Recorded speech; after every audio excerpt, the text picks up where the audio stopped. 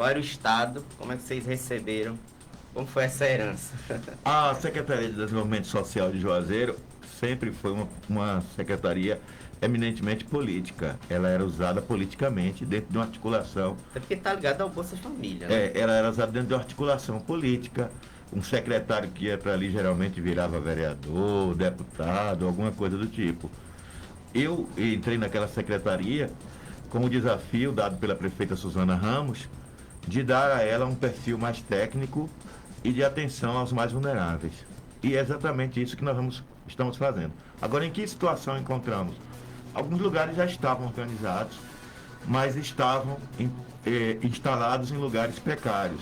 Por exemplo, o cadastro único, que era chamado Bolsa Família, estava ali na Praça da Misericórdia, num galpão que não era adequado para funcionamento, havia vazamentos, era um lugar pequeno, alguns atendimentos funcionavam atrás de estantes porque não tinha espaço para ocupar, era um aluguel alto, muito caro, e nós, com apenas o acréscimo de mais R$ 1.400 no valor do aluguel, alugamos um prédio com 2 andares, com elevador, num local estratégico de fácil acesso, que é a Rua do Paraíso, e ali está funcionando o cadastro único. E em breve nós vamos ter um programa que vai facilitar a pessoa o atendimento virtual. Eu ouvi falar de um aplicativo que estão desenvolvendo. E nós estamos vendo a possibilidade de termos isso também no município, para que as pessoas possam agendar o seu atendimento e não ter mais essa preocupação com o telefone. Às vezes existem queixas nas rádios dizendo que as pessoas ligam e não são atendidas. É porque existe um limite de pessoas por dia. Não podemos atender a todos. Então nós atendemos uma média de 100 pessoas por dia, o que não é um número pequeno. Se você projetar isso no mês, vai dar um número bastante elevado. Outra coisa também que as pessoas precisam entender é que nós encontramos restaurantes populares em estado decadente. E nós temos fotos e vídeos para comprovar isso. Porque às vezes a pessoa diz, é mentira. Eu tenho fotos e vídeos que vão ser mostrados depois que tiver tudo recuperado. Porque não adianta você mostrar o problema sem mostrar a solução. Então nós estamos consertando tudo que achamos decadente para que nós possamos mostrar, olha como era, olha como é. Restaurante popular do João Paulo II, até Morotó eu encontrei, mosca varejeira, equipamentos quebrados, os fogões dos restaurantes a ponto de explodir, isso mesmo, a ponto de explodir, sem manutenção há muitos anos. Nós compramos fogões novos que estão sendo instalados, porque nos preocupamos com a segurança. Falei há pouco que nós oferecemos refeições gratuitas, algo que já era feito antes, nós continuamos e ampliamos para uma população cada vez mais em estado de vulnerabilidade social, que é o termo técnico para as pessoas mais pobres. E dentro do serviço que nós prestamos, nós fazemos um mapeamento através de nossos técnicos nos CRAs para identificar as pessoas em estado de pobreza e extrema pobreza. E o atendimento começa pela ponta, pelos que estão mais pobres. E muitas vezes as pessoas não entendem, por exemplo, quando chega cestas, porque é que elas são entregues a determinadas pessoas e outras não. Nós procuramos entregar as cestas porque não é nem entrega, é um direito adquirido das pessoas. Nós estamos concedendo algo que o governo nos passa o recurso para que seja comprado. Nós estamos concedendo a essas pessoas a oportunidade de usufruir de um direito, porque em política pública nós trabalhamos com o princípio de equidade. E a equidade tem a ver o quê? Está aqui eu, você e Cleber Jones, tá? Então você tem uma esposa e você tem 3 filhos. Cleber Jones tem esposa e um filho. Eu sozinho e minha esposa. E nós todos estamos no mesmo estágio de miserabilidade, de extrema pobreza. Estamos desempregados, não arranjamos emprego, a pandemia correu os empregos.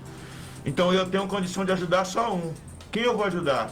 Você, porque você tem 3 filhos. Então o estado é esse, a gente vai seletivamente escolhendo os que estão em maior estado de vulnerabilidade social. Às vezes as pessoas me encontram, mandam um recado no zap, me ligam. Outro dia mesmo um homem me ligou pedindo uma cesta, não sei quem deu o número a ele. E eu disse a ele que ele fosse ao CRAD, onde ele morava, que era João Paulo II. Ele disse, não, eu fui lá e não me deram. Alegaram que eu tenho emprego, mas eu ganho pouco. De fato, ele tinha um emprego, ganhava salário mínimo. A esposa dele fazia serviços gerais, também ganhava um salário mínimo. E o filho trabalhava cavando buraco e tal, e ganhava um salário mínimo. Então a família, juntando ele, a esposa e o filho, tinha 3 salários mínimos em casa. E eu disse, enquanto o senhor tem 3 salários mínimos em casa, tem famílias que não tem nada. Outro dia eu pareci uma senhora na porta da secretaria chorando e muitas vezes eu pego do meu próprio bolso, porque às vezes não tem ali e ajudo, mas isso eu faço porque é da minha natureza. E eu peguei e disse, vamos levar essa senhora em casa? A senhora mora onde? Ela disse, eu moro pra lá da Malhada da Areia. Vamos levá-la em casa. Peguei o motorista e fomos levá-la, ela e o filho dela, de 8 anos. E quando chegamos lá, ela foi contando a história dela, o companheiro dela foi embora para São Paulo, nunca mais voltou.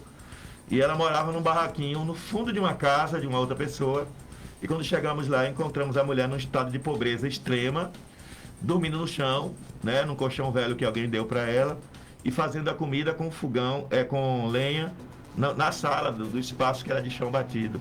E aquilo me comoveu, eu comecei a conversar com ela e conheci a história dela. Imediatamente encaminhei os técnicos do CRAS até lá. Ela foi devidamente referenciada e hoje ela está sendo beneficiada. Muitas vezes as pessoas, elas não são orientadas a ir atrás dos seus direitos. Essa foi uma falha que nós encontramos. O uso político de uma estrutura pública faz com que às vezes você beneficie quem interessa a você beneficiar, porque vai lhe trazer votos, vai lhe trazer algum ganho. Mas o setor público, ele existe para servir as pessoas. Recentemente, um político muito conhecido aqui da cidade disse assim para mim, eu estou gostando do seu trabalho, porque o social está tendo uma visibilidade que não tinha antes, mas você não vai durar muito não, porque você está preocupado demais com gestão e de menos com política. Se eu tiver que sair, eu sairei de cabeça erguida e coração tranquilo, mas sabendo que eu ajudei a melhorar a vida de muita gente. Eu não, eu e a equipe que comigo trabalha, que tem procurado fazer um trabalho sério, um trabalho técnico. Mas eu preciso pontuar uma outra coisa. Nós encontramos alguns equipamentos, como eu disse, que tecnicamente estavam estruturados, mas funcionando em lugares inadequados. Eu vou dar só mais um exemplo. Bairro Quidé. O CRAS, ele tem que funcionar num único local. O CRAS do Quidé funcionava em 2 locais. Era uma parte numa rua e 2 quarteirões depois era, Por que isso? era outra. Falta de estrutura? Porque tinha que atender aos interesses políticos de pessoas que alugavam imóveis para, digamos assim, pagar a dívida política, porque apoiou A, B, C ou D. Tem. Então uma parte funcionava num canto e uma parte no outro. Não existe isso, gente. Isso não é admissível. Inclusive o município perde recursos com isso.